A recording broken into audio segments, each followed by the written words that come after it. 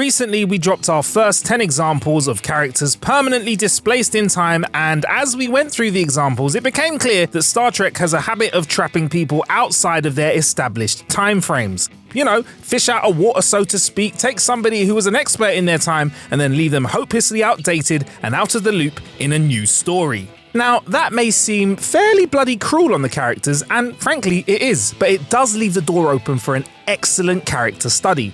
After all, one of the best ways of getting to know someone, other than having a little drinky drink with them, is seeing how they measure up against adversity. Much like our first 10 examples, these next 10 certainly manage that. I'm Marcus Bronzy, this is TrekCulture, and this is 10 more characters permanently displaced in time. Number 10, Scotty. Okay, we could have put him in the first list, but we wanted to savor this one. So here we go, alright? Let's get stuck in.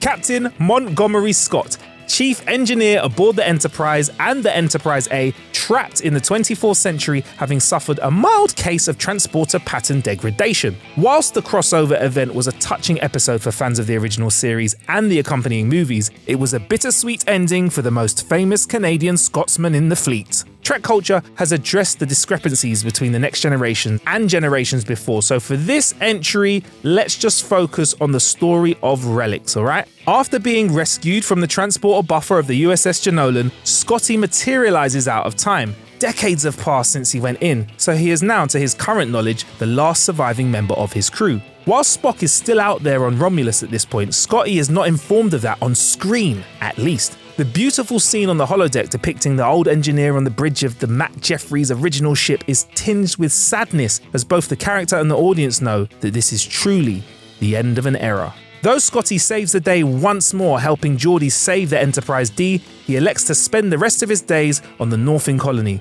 learning what he can do to live in the future. Which is a bit sad. I'm crying, not you. Number 9, the Discovery crew. The arrival of the USS Discovery in the 32nd century saw an entire crew of Starfleet officers suddenly ripped from their lives that they knew. This entry is one that deserves a bit of a deep dive, as the previous list focused on Burnham and Georgiou. Now, the close of the show's second season saw the volunteers jumping into the defense of Burnham against the hive mind of Control. However, while Burnham was fated to go into the future, and certainly these volunteers opted to go with her, circumstances were such that there wasn't much time to get off Discovery, had they chosen to remain. Detmer becomes the de facto focus character for this. Though she is seen volunteering in such sweet sorrow, she is depicted as having not truly appreciated the weight of her jump through time. Quickly, in the third season, she is shown truly struggling with the massive weight of the future, especially this particular future, one without Starfleet that would be familiar to her. This then extends to Culber, who, on top of his duties as Chief Medical Officer, assumes the role of the ship's counselor. Whilst he is able to provide support for Detmer, he quickly finds himself in need of support as well. With only one season left to go at the time of shooting this video, it remains to be seen if the audience will see any more of the crew struggle to adapt, though it is unlikely at this stage. Number 8, Yor. The soldier that crossed timelines and universes to see the bright and shiny Prime universe and suffered horribly for his efforts. He is the example that Dr. Kovich offers to Dr. Culber as they discuss Georgiou's decline in health. Yor travelled from the year 2379, popped to the shops in 2364 to pick up a Starfleet uniform from somewhere, whilst also hopping across dimensions. He is the first confirmed resident of the Kelvin universe to appear in the Prime one, which not only confirms its existence in canon, but also negates the chance of a proposed fourth film ever crossing back over. Unfortunately for Yor, he arrived after the set of laws had been drafted, absolutely forbidding the use of time travel. His molecules began to pull themselves apart, attempting to return to either his time or dimension, causing him immense pain. But there was no possibility of being sent home, so his doctors successfully petitioned for euthanasia. It seemed like the kindest option. Though Yor travelled much further in time than Spock did, one has to wonder if that too was the fate of the universe's most famous Vulcan. Number 7, the Diviner.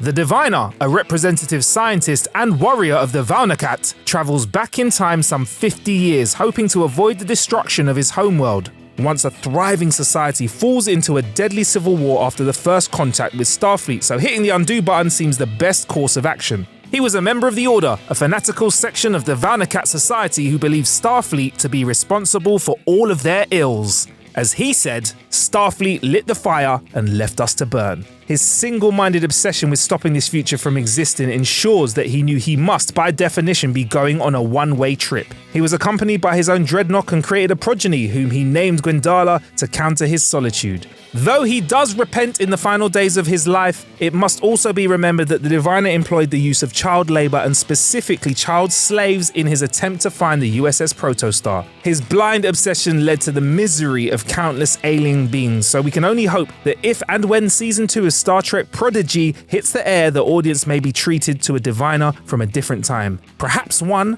with a kinder heart. Number 6. Chakotay. The removal of Star Trek Prodigy from Paramount Plus throws the future of Chakotay up in the air, for he had yet to return home by the close of the show's first season. The search for Chakotay and the Protostar form much of Admiral Janeway's focus for the latter half of the episodes. This is fairly unforgivable, as this leaves Chakotay in the same boat as poor Sam Beckett from Quantum Leap. Do we want this character to never leap home, or wouldn't it be a bit better to get a little tiny bit of closure? Well, he travelled via a wormhole almost 60 years into the future, only to find himself being haunted by the Valnakat. The one chilling example of this, a hologram depicting Dreadnought coming through the access portal to the Protostar's bridge, doesn't paint the rosiest of outcomes for the Marquis turned captain. We remain quietly confident that the show will be picked up and that the second season will air. When this will happen now, well, that's anyone's guess.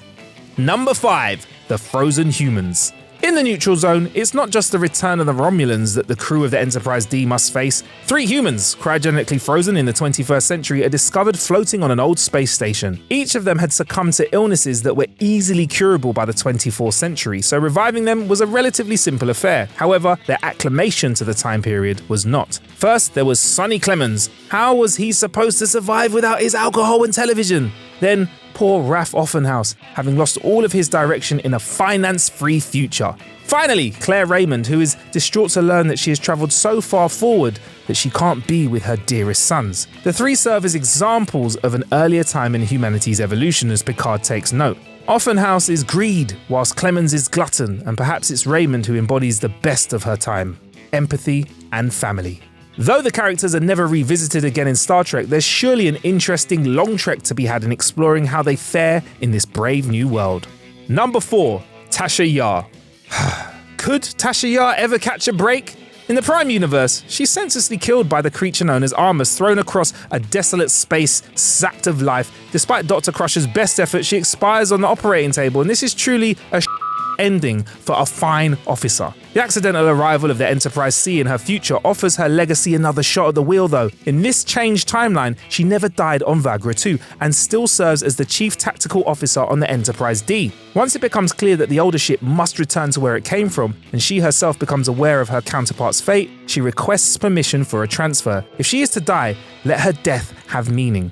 She does indeed travel back to the Battle of Narendra 3, affording the Enterprise C a few extra moments, thus impressing the Klingons and restoring the timeline. However, she is taken captive by Romulans only for an officer to take a shine to her and bore a child to him. Whilst being held captive, Yar never gave up hope of getting home and one night tried to escape with her daughter Sela. But unfortunately, Sela was happy where she was and called out to her father. Yar, having earned her hero status, was executed in the past, setting the stage for major events to follow. Number 3.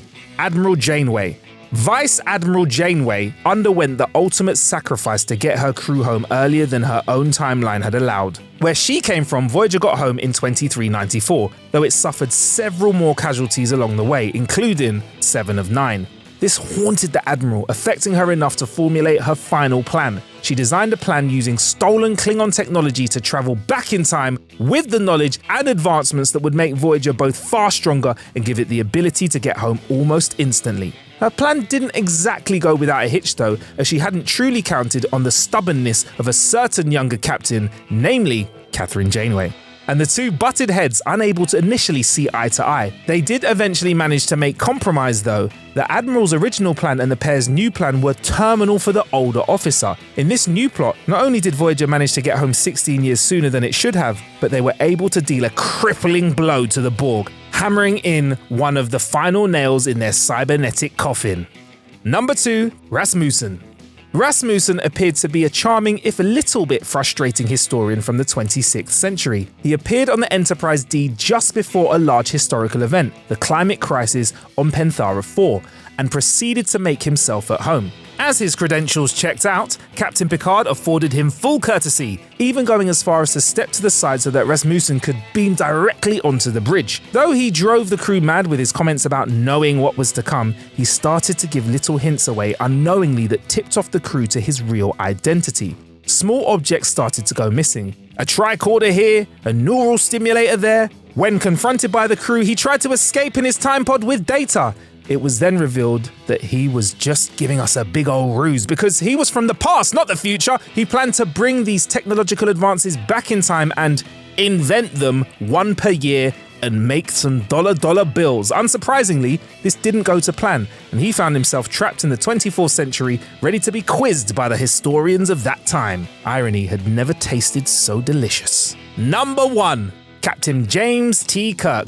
Yep, Captain Kirk has had more different endings than a massage parlor, but there's always another version of him to be found. This particular one seems to be the original though. Whilst aboard the Enterprise B, Kirk is swept out into space by the Nexus, then quickly brought into its reality-bending dimension. Here, time has no meaning, so by the time Captain Picard walks up to him chopping wood outside his cabin, it's felt like mere moments have passed. The scene that follows in the cabin is beautiful, with their conversations convincing the veteran captain to travel to Picard's time in an attempt to fight the madman that is Soran. Regardless of the outcome of the fight, this was surely a one-way trip for Kirk. It's possible he could have found another way home, but it's best not to overthink it. Though he didn't survive the 24th century very long, Kirk was very dramatically pulled from his own time and deposited on Viridian 3. All is not lost though. His body is on ice at the Daystrom station, filed under Project Phoenix, so who knows?